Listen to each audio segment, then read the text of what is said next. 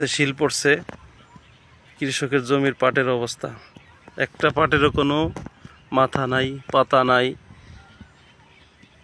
তো আলহামদুলিল্লাহ, আল্লাহ যা করছে আমরা এর উপর সন্তুষ্ট থাকি।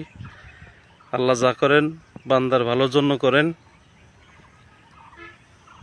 হয়তো এর মধ্যেই আমাদের জন্য কল্যাণ রয়েছে।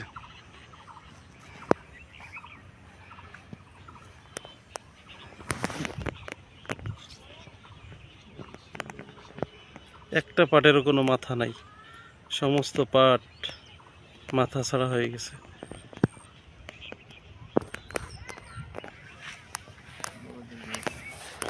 দেখেন, আপনাদেরকে একটু দেখাই ঘুরা।